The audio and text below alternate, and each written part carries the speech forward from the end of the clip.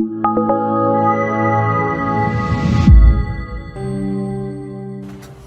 Aleichem. Hayom Yom Shishi. Shabbos is Friday morning. Achadas Hayom L'Chedesh HaShlishi. Tirah of Kislev. And Kedarkenu on Fridays with Hashem's help we're learning a Mamer Chassidus. But for a change we're actually learning a Mamer from Tov Lamed Dalet. This is our year. Officially the Maimorim of this year is supposed to be Lamed Dalet 1973 to 74. And I just want to tell you that I've started preparing already Basi Legani from Tafshin Chof Dalet because people want to have it early. So after I do these two Maimorim, Bli Neder, it's going to be pretty busy the next couple of weeks because I'm traveling a little bit. Bli Neder, I'll have a chance to do Basi Legani Tafshin Lamed Dalet after I do these two Maimorim, which Maimorim of Yitas Kislev. But right now we're doing two Maimorim of Yitas Kislev from 50 years ago. There's two of them. Neither of them are particularly long. And again, I'm admitting that I'm guilty. I could have listened to one of them. Maimorim as a weekday Maimon, and I could have listened to the tape. I just did not have the time. And I apologize for that, and I'm sure that I'm suffering and you're going to suffer because I didn't listen to Divrei Harav and benefit from that incredibly basic Yossi source of the Mamer. So there's two Maimorim Pada BiShalom that the Rebbe said 50 years ago this year, 1973, Tafshin Lamed Dalet. And that's what we're going to be busy with over the next few days or few hours, whatever the particulars are going to be. So let me begin by saying this. One of the Sfarim that the Bachim learn in Yeshiva is Ranat. Another sefer the Bachim learn in Yeshiva, especially years ago when there were not that many Sfarim, is Tafshin Dalet. Ranat is one of the earliest Sfarim of Chassidus from the Rebbe Rashab that the Rebbe published. And Tafshin Dalet, Tadash, is also one of the earliest Maimorim of Chassidus that the Rebbe published from the Friedrich Rebbe. B'chlal, as I've said to you many times, as the head of Kahos, the first thing the Rebbe tried to publish were the Maimorim of his Rebbe, the Maimorim of the Friedrich Rebbe. And they came out slowly in the years that Lubavitch had no money. In the 50s and the 60s, akrach, the Maimorim, the Siches, and so on. And it wasn't until later that the Rebbe started to seriously print Maimorim of the Rebbe Rashab, and then of course after Lamed Ches it became a radiation, a gilui, that's not to be believed, of Havatzas Mayonis, of Havatzas Chasidus.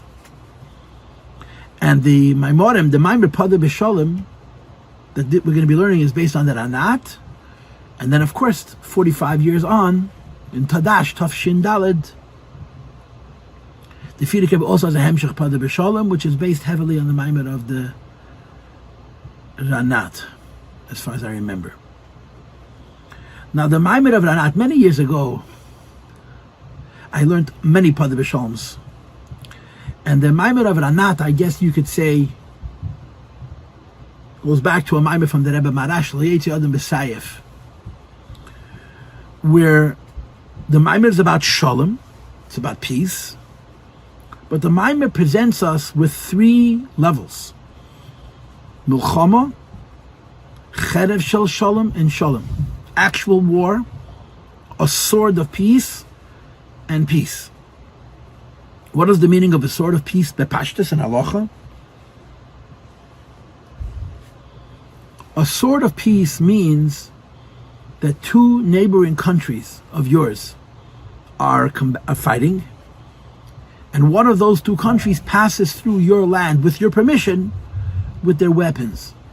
So you're not at war, you're in a state of shalom, but a sword is passing through your land, that's called Cherev Shel Shalom.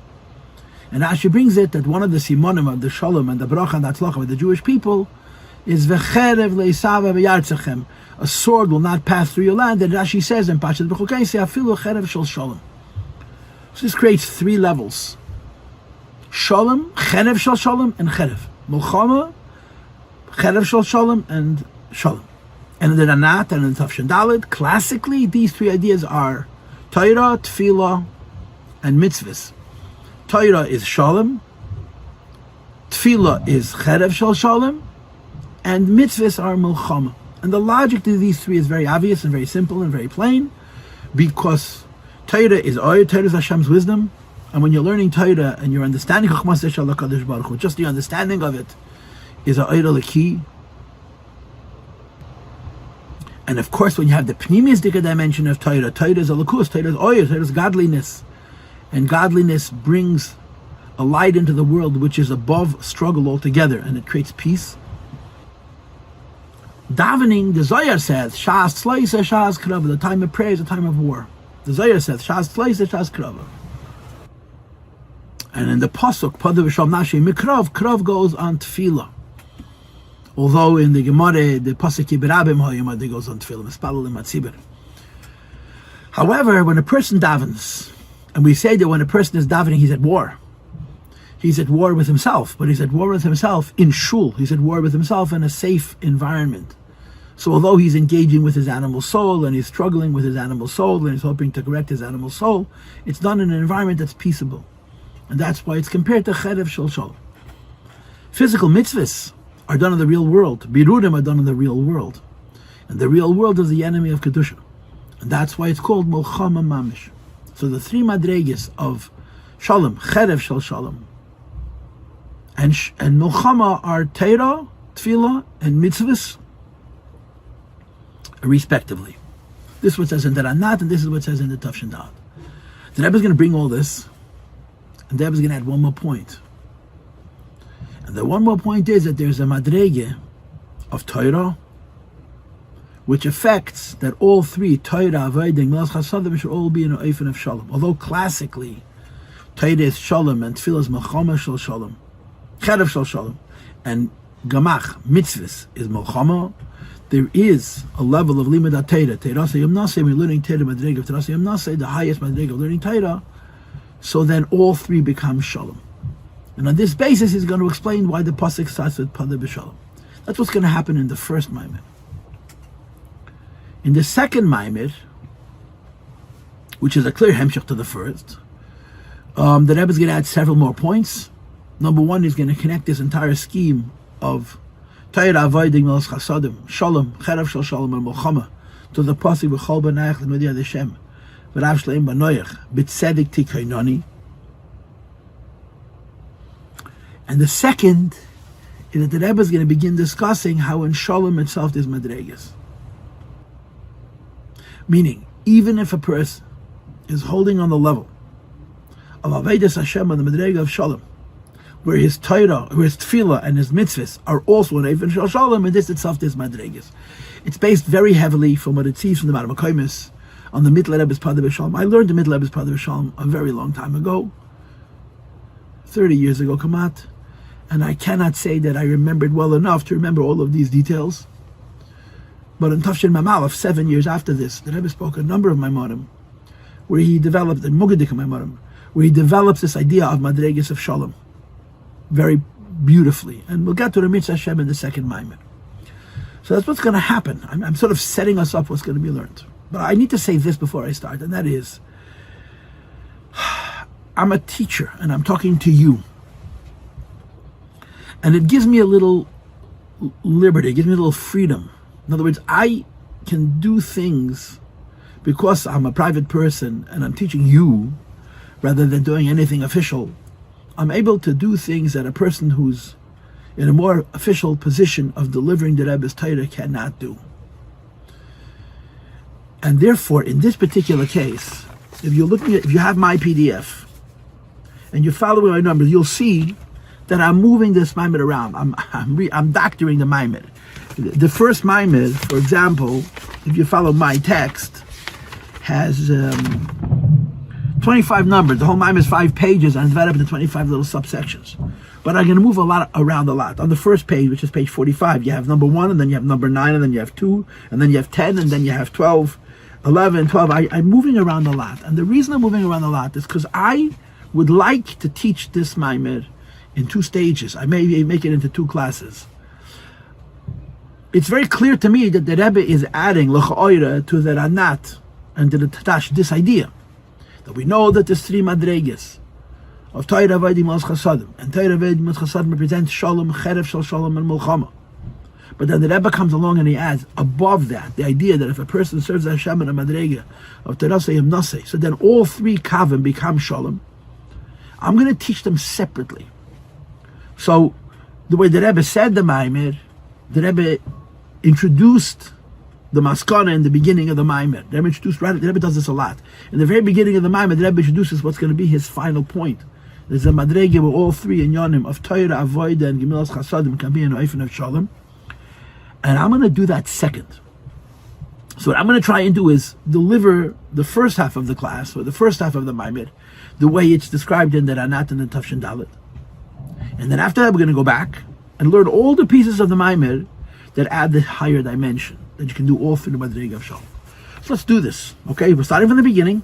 And again, if you're using my text, you'll have no trouble navigating because I put numbers on the margin. If you're not using my text, you'll have a little bit of a problem. I took a look in the newer Hanacha, in the Teres Menachem Hanacha.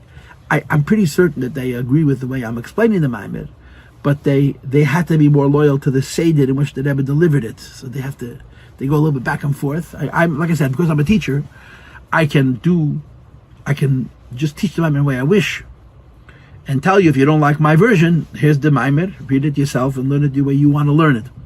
So that's what I'm going to be doing. Okay, we're learning this Maimir in two halves. Half number one is, so to speak, a chazara from the Ranat and the Tafshin Dalet, where Teira Ved Gemilas Chasadim is three Maimarim, three in Yonim, and then the second half, which is terasei hemnasei, changes all three into Shalom. So here we go, from the beginning. BiShalom nafshi, you redeem my soul in peace. Mikrav, leaf my war that I had from up close. Because many were with me.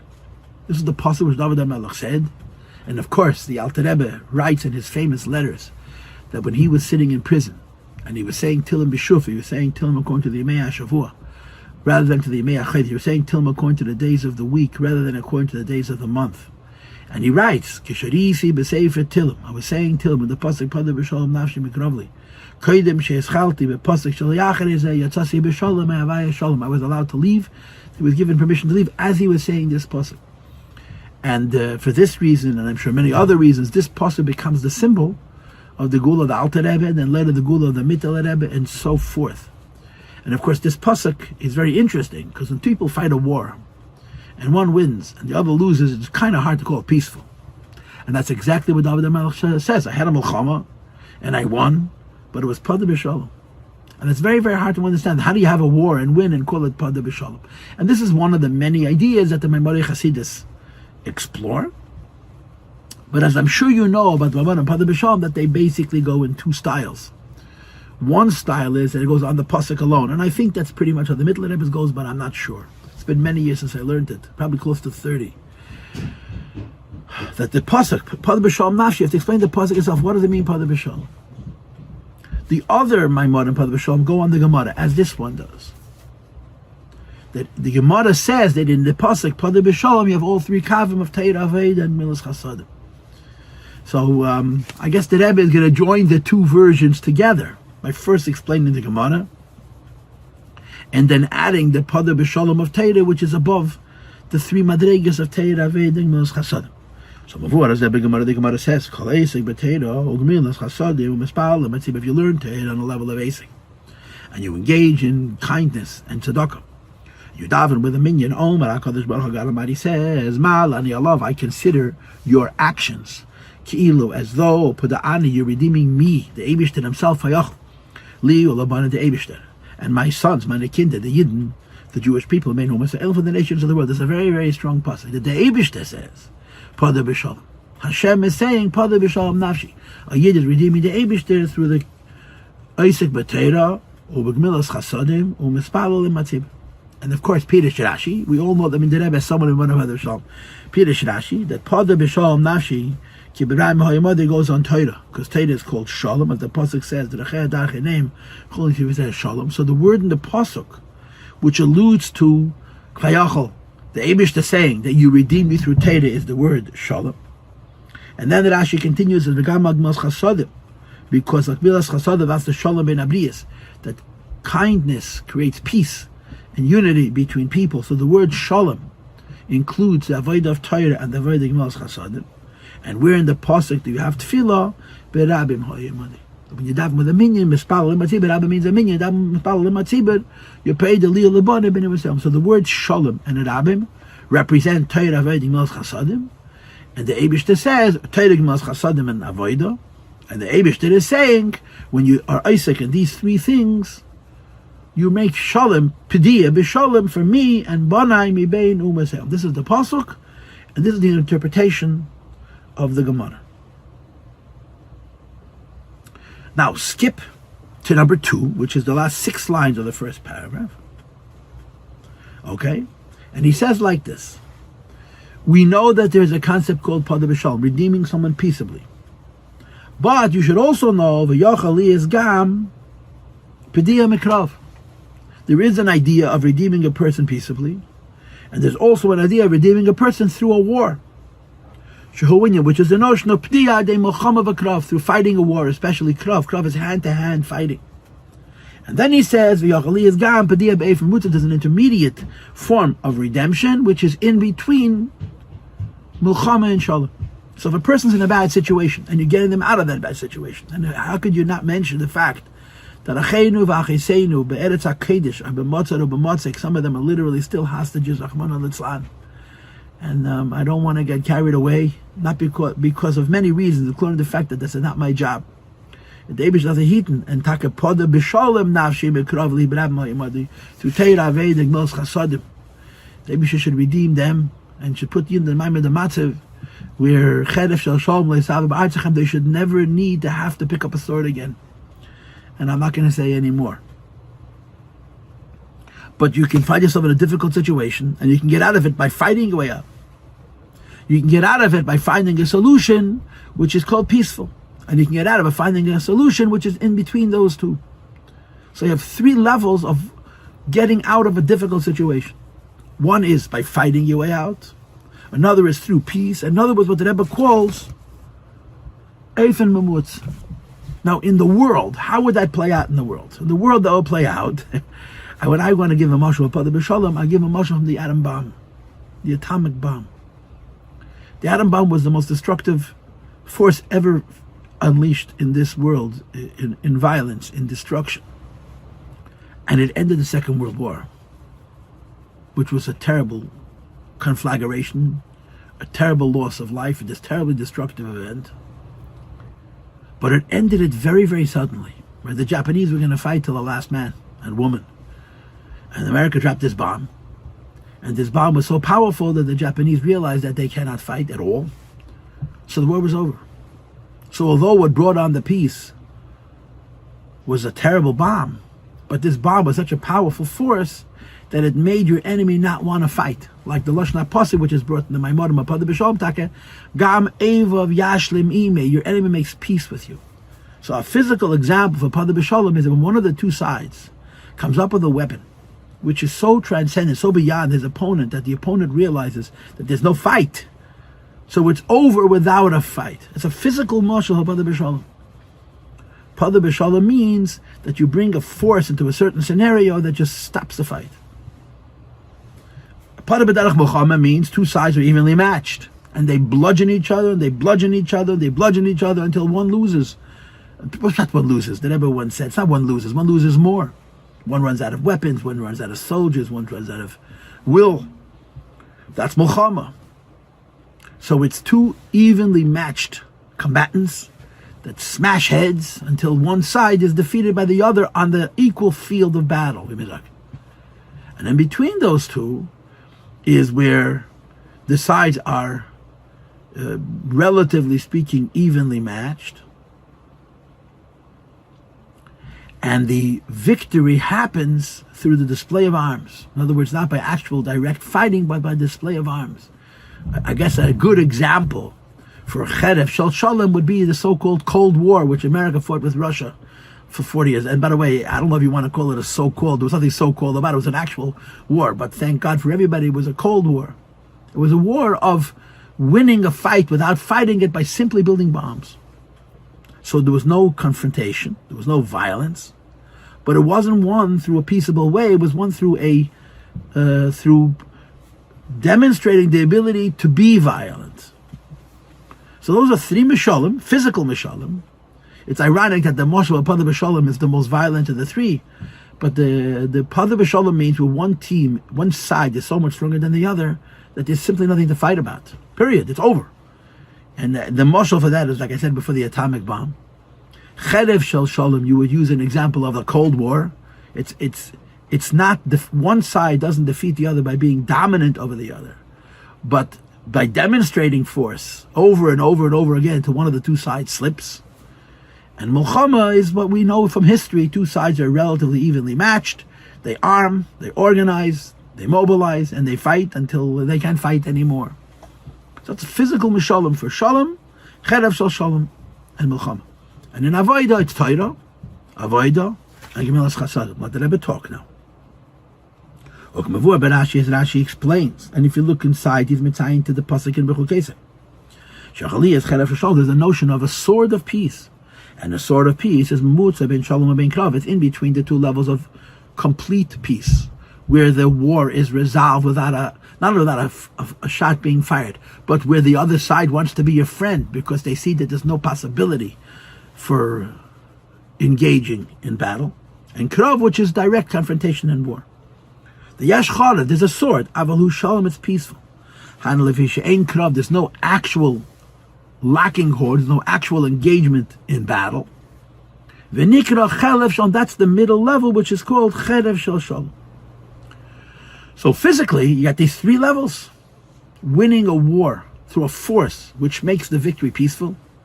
Winning a war by a display of force, which makes the war a war of peace. And winning a war by actually fighting it out, which is Milchama. And the Rebbe says, when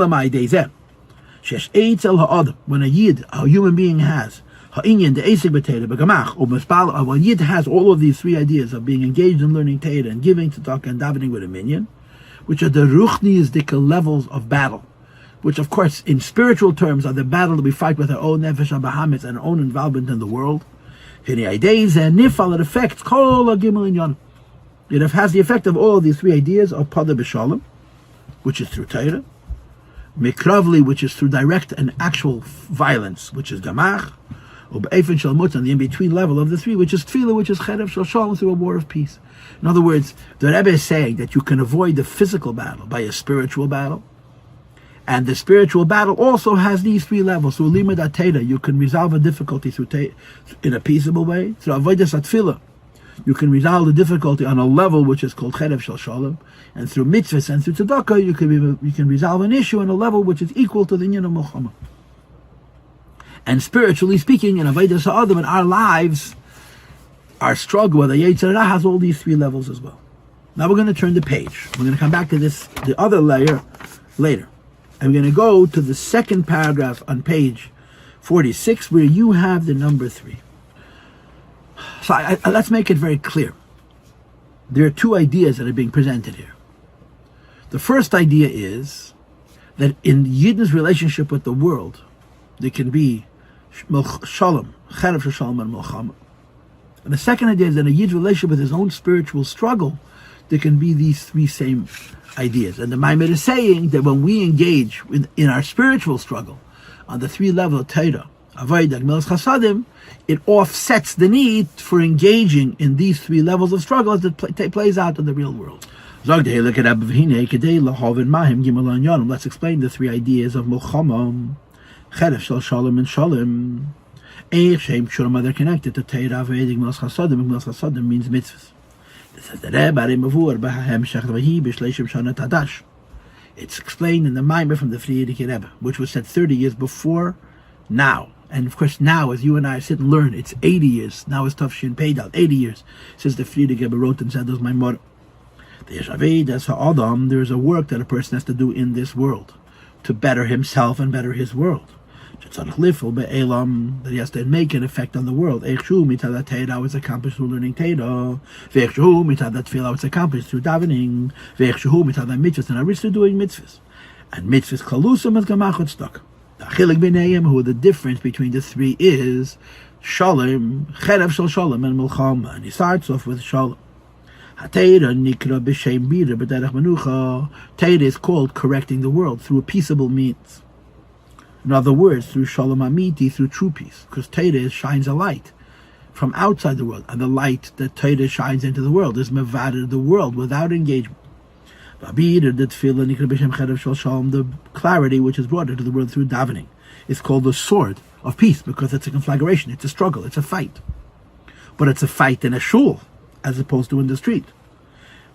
Mitzvahs, being clarity world through mitzvahs, is where you're directly involved in the physicality of the world.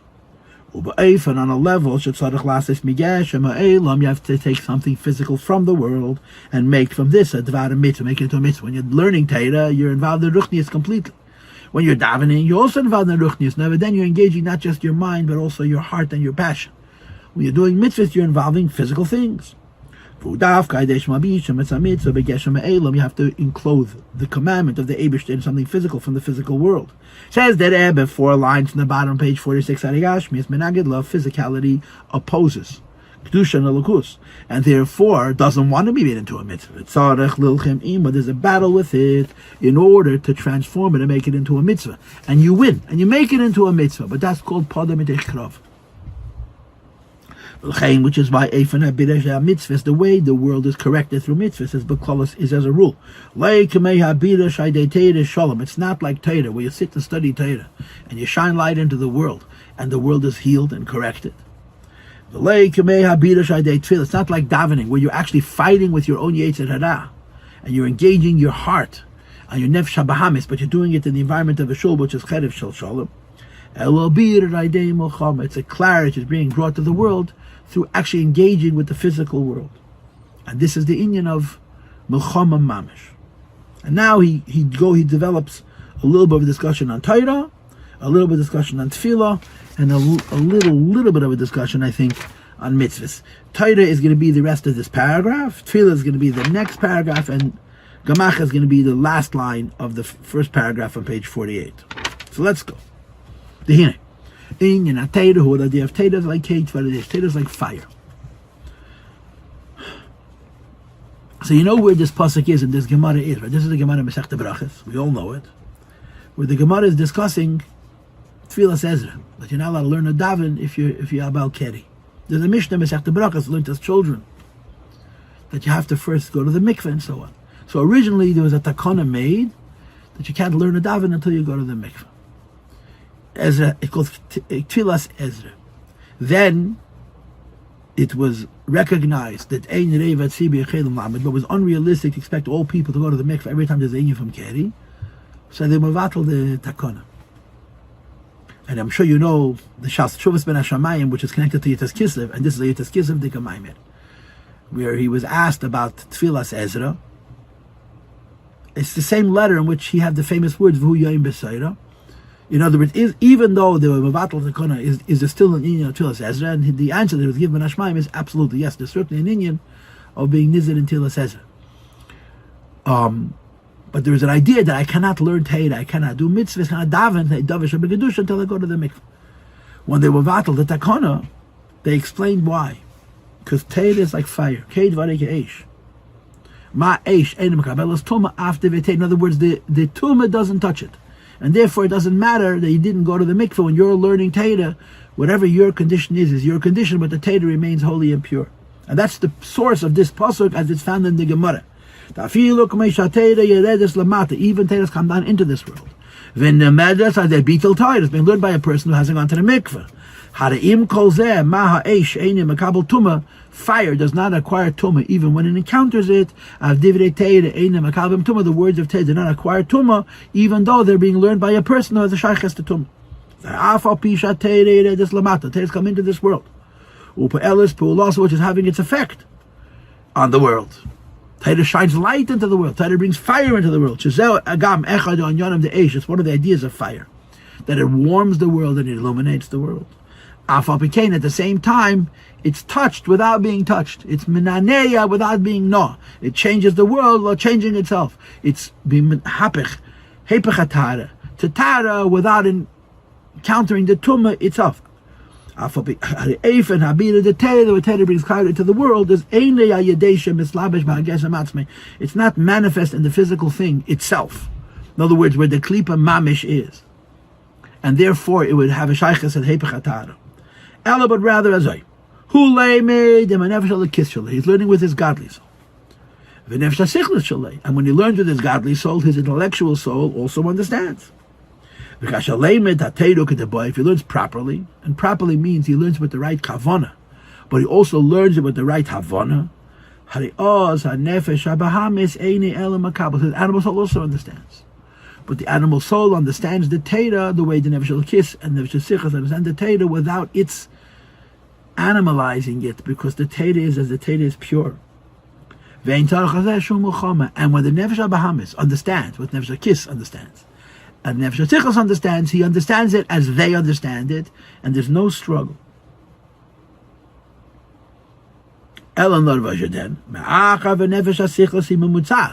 The intellectual soul is in between, between the godly and animal souls. Like it says in the Mamer of Bechokese, and in 13 you see a Likutei Torah, and in 14 you see the famous line for the Frierdiker Rebbe, which discusses Nefesh HaSichlis. Chav Rebbe has a sikh on it in Likutei Sichos. Chelek Chof Parshas Neach Dacht Mehr, where he explains the Nefesh HaSichlis. It's a very interesting sikha. When the intellectual soul understands the Torah, and he understands what? The Torah makes the Yidden the smartest people in the world. It makes them smart. And the Nefesh Sichos understands, he sees that Chochmah. Even more so,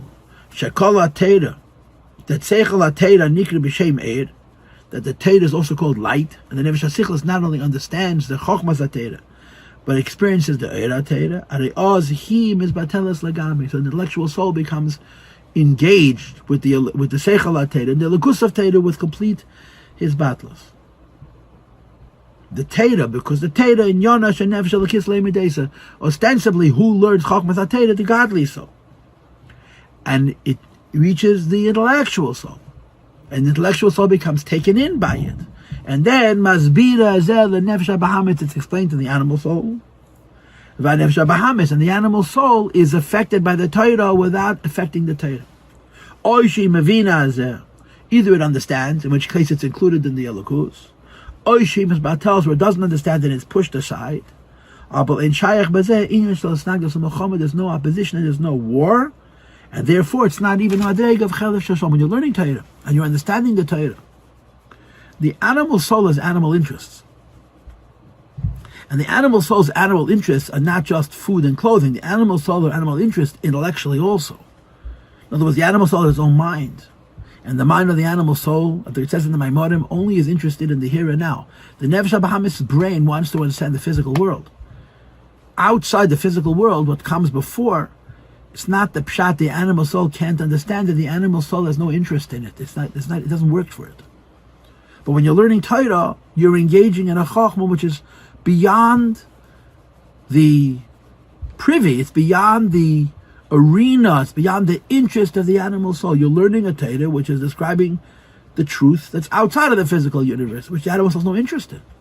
So either she doesn't engage at all, and if she engages as the godly soul with the help of the intellectual soul presented to her, and it raises her up. And therefore the Rebbe says, when a person learns Torah, when he emphasized the idea that it's seichel and oyer leki, it's peaceful.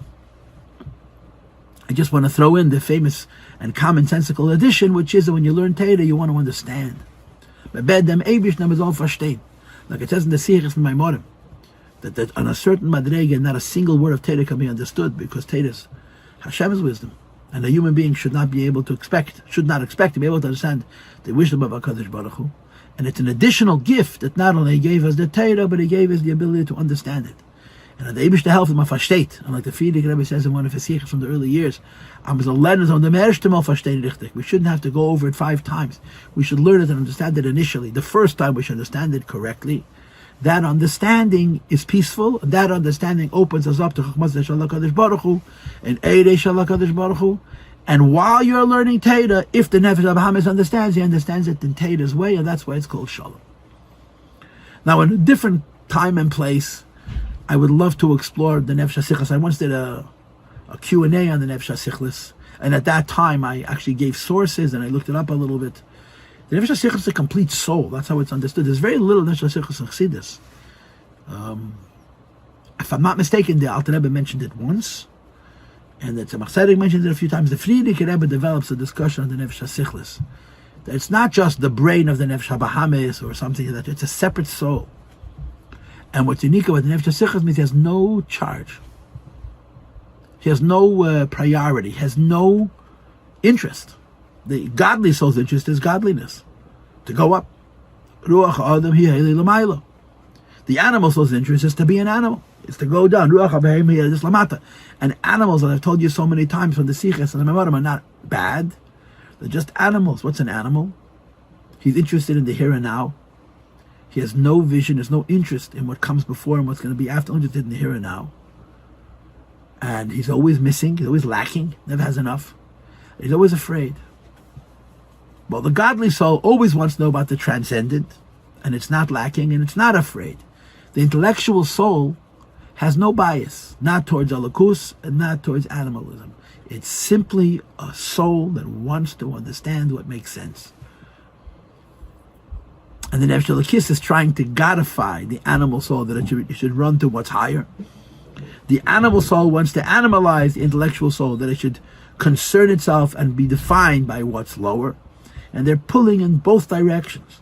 That's why the Rebbe says in the Mamer, in that Siche, that a goy needs a yid to be Mekayim Sheva Mitzvos B'nei Neach, because he has an animal soul, he has an intellectual soul, he doesn't have a godly soul.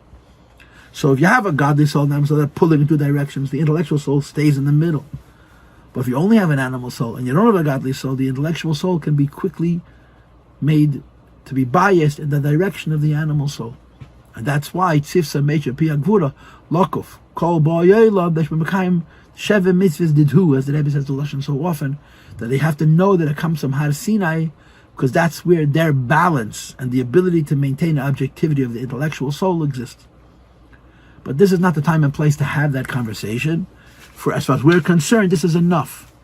The Eibishter gives us Torah, and we learn it with our mind, and we understand it. And in understanding it, we're understanding the wisdom of Hashem, which really raises us. It's a point of view, it's a perspective which is outside of the world.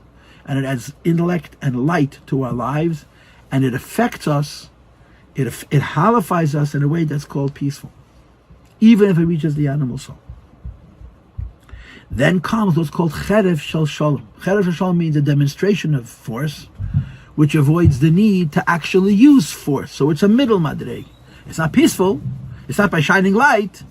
It's by bringing into the scenario of force that avoids the actual direct conflict. So there is the paraphernalia. There is the materials of violence, but it remains a display of violence alone. Cherev Shel Shalom. And in Avodas Adam, this is Tefilla. Says the Heilig Rebbe, number 6 in your text on page 47, second paragraph, in Yeshni Cherev Shel Shalom, Shvuyinat Tefilla. Then there is the sword of peace, which is davening. Then Yinat Tefilla, what is davening about? The whole point of davening is when you daven, you have to say with two bases, you have to engage your animal soul. And this is the foundation of Tefillah, to be emotional. That's the fourth. If I daven, and I think all the Pirush HaMilas, and even if I do it well, but I'm just using my mind, I'm intellectualizing the davening, then I'm learning Siddur. Because the definition of davening is, as the Gemara says, Aveda Shebelev, it's the labor of the heart. It's the engagement of the heart. And it's not just engaging the heart because I passionately tell Hashem what I need. I'm engaging the heart to passionately involve myself with the Eibishter. And like it's explained in Chassidus, the language of the animal soul is passion. The Nefesh HaBahamis is a Baal Regesh. Nefesh HaBahamis is emotional.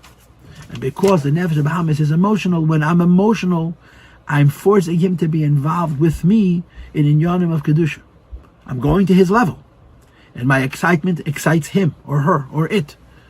And the excitement of the Nefesh HaBahamis makes the Nefesh HaBahamis also desire Elokus, in the way that an animal, a selfish creature, a nature a being whose basic nature is centered around self, can desire the Eibishter, and it's done through passion.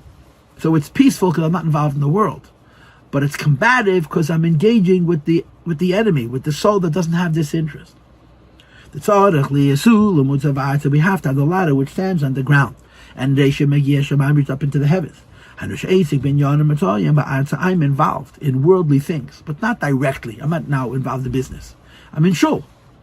But because I'm engaging my animal soul, that my animal soul should be excited as I daven, that passion is related to the world. But the end of it is that the heights of the ladder reached up into the heavens, which is what davening achieves. And davening achieves this only through nefesh elokis v'nefesh habahamis v'yachad. You join together the godly soul and the animal soul. In other words, if I daven just coldly and with my mind, I'm engaging my godly soul. So it's a very spiritual experience. But I'm not bringing it into my life.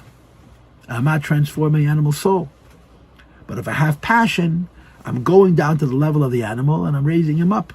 The way it's described in the Mamer from Kabbalah, that until Baruch She'amar is Asiya, and Birchas Psukkah de Zimra is Yitzira, Birchas Kishma is Briya, and Shminesh is Atzilos, and after Shminesh is Sheidas Atzilos.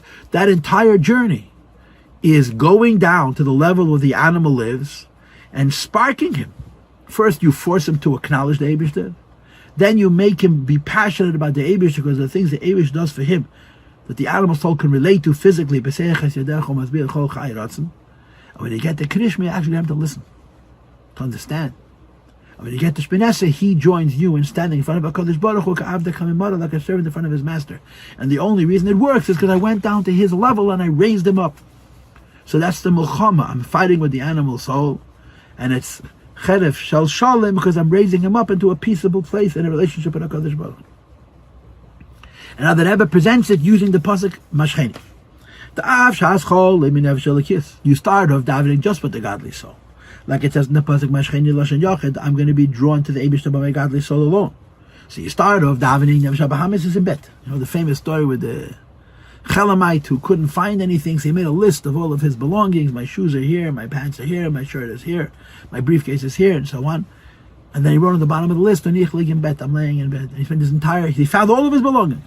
And he spent all day long looking for himself because he couldn't find himself in the bed. The Nefesh Bahamis liegt in bed. He's in bed. He's uninterested. And you go down to him and you engage him. When you're going down and engaging him, who's engaging him? The godly soul. Alone. That's called Mashcheni. You wake up in the morning, like it says in Chassidus, you say Meidani, that's Yechidish Nefesh, only from the godly soul, and then you say to the animal soul, come, I want you to daven with me. And that's the Acharecha Narutza. We're going to chase after you in plural. So the Maimonides explain that Mashcheni is the Neshama's triggering of the engaging of the animal soul unilaterally. And Acharecha Narutza is the already engaged animal soul joining with the godly soul in connecting to HaKadosh Baruch Hu, which is basically emotion, passion, excitement. That you have Nefesh, Elokis, and Nefesh, Bahamis B'yachad, the godly and animal souls together. It's like the hey, like now you have to explain to the animal soul. It must stand in a bittul to the Eibishter. Moreover, and it does. It submits. And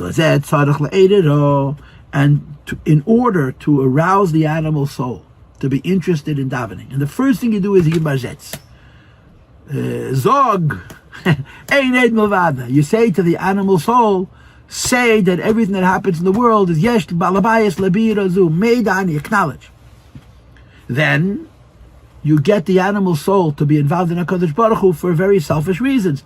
The Eibishter is Pesach es yadecho u'masbir l'chol chayrat, and the Eibishter provides Pekeh Pesach neisem lechel revim matar asurim. The Eibishter looks after people on a very material level, like we say in the Psukkah de Zimra, and the animal soul likes that because he likes himself and he likes Gashmias, and it talks to him. But when you get to the later parts of davening, you want him to actually think about it and to try and understand it on a more edel level. In other words, to understand and relate to HaKadosh Baruch Hu, not just on the level of I like God because I like me and God takes care of me materially, but because God is true and worthwhile. And to get the animal soul not just to like Hashem because He gives me pizza, but to like Hashem because Hashem is real. You want to wake up the animal soul by going to the animal soul's root and source, which is the Brichas Kishma. It means specifically the first Bach of Kishma, where you have the Srafim and the Chayes and the Ifanim and the Kodesh and the Baruch. And it says in Chassidus that the animal soul comes from the Malachim.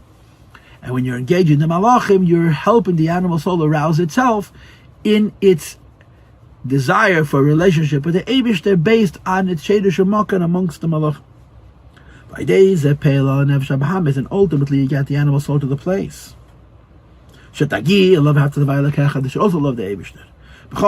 With its whole heart, with the Shnei Tzedek, with both Yetzers. But the Nefesh Al-Kis and Nefesh Bahamas, with the Yetzer Tev and the Yetzer Hara. Now, the way I understand it is Birchas Krishma is speaking to the animal soul about its Sheidush Makan. Krishma is about understanding the Eibishter on a much more intellectual level, which is, in other words, even higher than that, but in the kind of way that the animal soul gets excited about the Eibishter on a more idealized level as well. So that's davening. So davening is not bringing fire into the world, which affects the world without being affected, as we described in the previous paragraph, but rather you're trying to find God inside yourself. And you're not trying to find God inside your divine soul alone. You just want to go down to the level of your animal soul and lift her or him or it up along with it and raise it up on this ladder, the journey of Tefilla, from the lowest levels to the highest levels. And that's why this is called Cherev Shel Shalom. Still at a kan hotman need to turn im ha'olam. You're not involved with the world directly. You're not going out into the street. You're involved only with your animal soul, which is what means.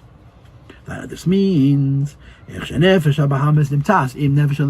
in shul and you have your makom kavua and you're davening, and the animal soul came to shul with you and he's standing near you and he's also davening. So on the one hand, you have to engage him. On the other hand, your environment is peaceful. The ozai that then, even though on the one hand, you have to make yourself angry at your nefesh habahamis. You have to make the Eibishter hate himself.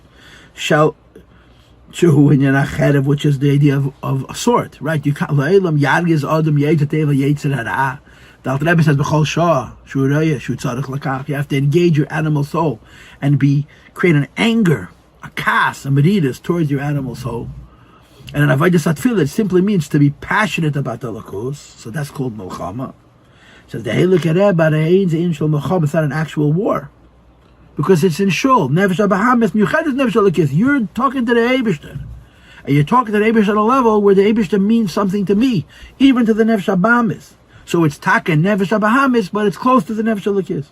To say it in different words, nefesh habahamis should be sold, a Jewish animal soul that I wrote on the margin, which says in Tanya Perek Ches that a nefesh habahamis of a yid is called shade mishaydin yudoin.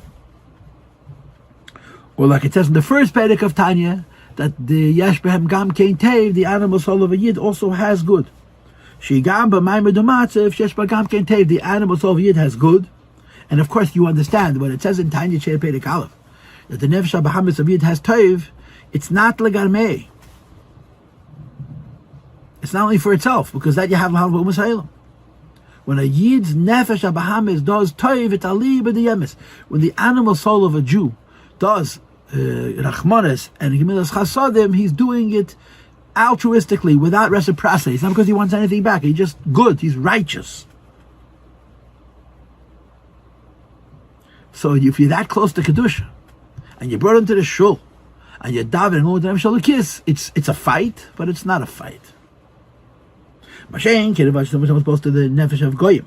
Like it says in Tanya B'tchilas Seif Perek Avreish Perek Beis, the difference between nefesh habahamis of a yid and of a umas ha'elam. So the Rebbe concludes 5 lines from the bottom. On the one hand, it's milchama. On the other hand, it's not exactly milchama. You cannot call this mamish war. It is only le'elam yargiz alav. You're creating anger towards the nefesh habahamis, and you're creating anger with nefesh habahamis not to remain hateful, but to create passions in him that he should join with you. It's the sword of anger. This lashon cherev harugza, I wonder what the source of it is. But the Rebbe says that it's the sword of rugza. It creates peace. Because when you fight with the nefesh habahamis and you engage with the nefesh habahamis and you get angry at the nefesh habahamis and you excite the nefesh habahamis, he davens with you. And when he's davening with you, when he's enjoying the Eibishter as you are, there's no enemy, there's no opposition, there's no combatant. Shalom made of the notion of peace has 2 components. Number 1, yesh nebeid and yonam nifradim. You have 2 separate things. That's why you don't need peace. You have to make peace between the 2 of them. Because yesh rak in yenecha that ozen shayach. When you have only one thing, there's no possibility for peace. And there's 2 madreges in this. In other words, you don't need peace. And number 2, you're missing the benefit that would come from peace after conflict. Only when there's two poles. So then you have to bring the two together. Tzarich is kavamut, something in between us to bring them together, which is the idea of shalom. Like it says in the Chazal about the Malachim. Shalom Mechol Sarshal Shelag, the Rebbe calls him here, not Shalmaim. He calls him the minister of snow. Turn to page 48. And they join together in Avodas Hashem, Beis Shalom B'Mneimov. So it's bringing together opposites. On the same as Trinity Avodah. That when a Yid davens, he's joining his animal soul with him. So on the one hand, it's the Mulcham, on the other hand, it's Cherev Shel Shalom. And through the davening, the Nefesh HaBahamis wants the same thing as Nefesh HaLakisses, and you have peace. Peace through struggle. Bracket. The Mitam Zeh Shayach Lem Inyan Shalom Afil Gabi Teirah. The Rebbe is asking a question. We just said that you cannot have peace without conflict. You cannot have peace without two combatants. So l'chayda, you could make a case that you shouldn't call Teirah Shalom at all. Because Teirah is not in this world. Teirah is in a place where there's no opposition. So why would you call it Shalom? So he answers Teirah is Taka Shalom, but you know why? Because it comes into this world. The Rafapi, Shateri, Teirah, Teirah is one Teirah, and it's me, Eilachat. Mekam Kiv, and Shateri Yod Labat Teirah comes into this world. Vinislap, Shan, it was in clothes. Bechol and Yonim, and all physical things. Achin, Slap, Yodvod, and Megashmin, physical things, which includes Tainus, Shel Sheker. Arguments which are false, and you have to be mavada them. It needs to be resolved. So that's why you can say about Teirah Shalom, because there's something which is not consistent with the emes of Teirah that Teirah is clarifying. At the same time, you're not going to call this engagement with the fact that in the world is Sheket, and Teirah is trying to resolve it Cherev Shel Shalom. Because there's no opposition. When you're learning Teirah, it's just Nefesh HaLakis and Nefesh HaSichel. So the Nefesh HaBahamis, either he joins or he doesn't join, but he's not combative. El Iker Alimud, the Limud, the Nefesh HaLakis, it's the godly soul learning. So the Rebbe throws in that you can't have peace unless you have two. Teirah also has two because of the world. But the relationship between Teirah and the world is one of peace. But davening is Mulchama. Mashenker Avodas Tefilla. The Inyan of davening is she is barer im nefesh baham, is that you should make a correction with the animal soul, as the Mishnah says, and therefore it's called Cherev Shel Shalom. Now, but then Shas Cholo Bazeo Pels Nefesh HaLakis or Kulkur Bekam Kemet, and then I mentioned on the previous page Mashcheni, you engage, you look for the Nefesh HaBahamis and you fight with him. And by the way, in the world you don't look for fights. In Shul you look for a fight, because in Shul it's on your terms, it's on your turf. You choose the time and the place of battle, so you dafka want to engage with the Nefesh HaBahamis by speaking her language. Her language doesn't mean the language of the street, it means the language of the emotions. And the Shalkis triggers Nefesh HaBahamis, and Chepetzech says, Zog Sada, God, say there's a God, and say he's not just the creator of the world, but the master of the world, and say this God is good because he does this, this, and this. And slowly you quiet him, and you get him to listen and to learn, and to be excited. So those are the two first of the three poles. Teirah is called Shalom, like he brought the Gemara, Kei Dvarei Keish, and Tefilla is called Cherev Shel Shalom. And then the Rabbi brings the last of the three. Then comes Mitzvos, which is closely in our Mitzvos, Betanya, that Mitzvos involve Tzemer Gashmi, Klav Gashmi is Mamish Melchama. You're involved in the world. Like the famous story, Mizak himself in Mitzvah the Masmid, the two neshamas passed each other. One is leaving this world and going up to Gan Eden. The other world is leaving Gan Eden and coming to this world. So the novice says to the experienced one, so tell me about Elam Hazeh. He says, for 10 kopjes can make kef na tzitze. For 10 pennies you can buy a tzitze. So he gets very, very excited. For 10 kopjes can make kef na mitzvah. In mitzvahs, there's no mitzvahs in Gan Eden. So, but then he says, but for the 10 kopjes, have the neshama areis can. You give your neshama for the 10 kopjes. That's mulchama. And the Rebbe explains it in the next paragraph. V'hine. I mean, if I was dividing up the paragraphs, I would have put the last two lines of the first paragraph with the middle paragraph.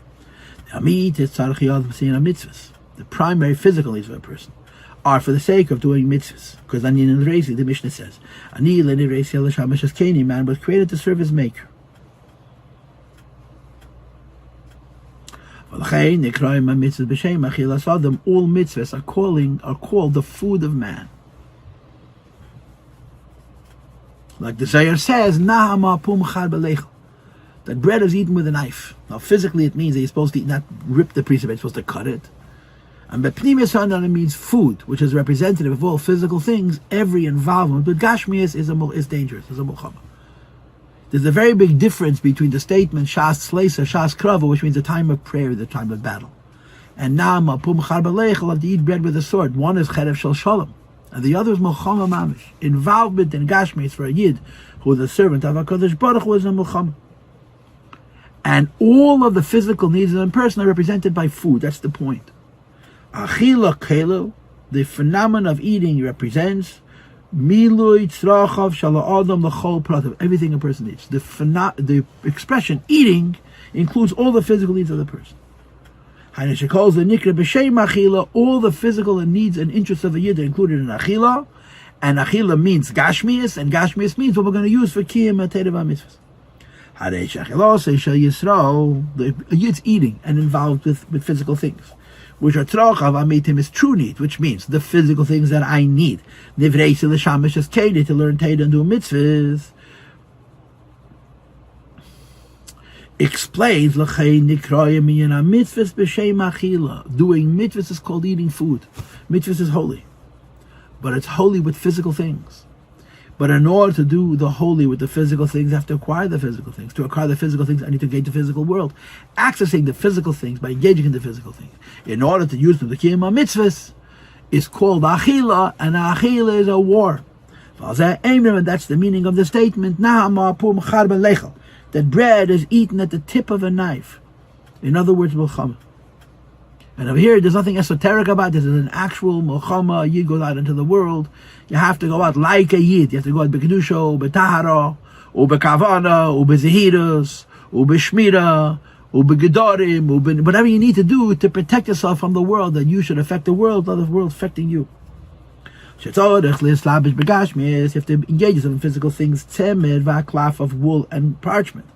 Even have to go as low as the physicality of money. I once heard that the Chanukah get ben Chanukah gelt, because mammon gelt is even lower than physical things. Food and clothing and the other things are what you benefit from. Money is the physical power to buy them, which makes it even lower. It's a means to an end. And in Chanukah you mavad afila gelt.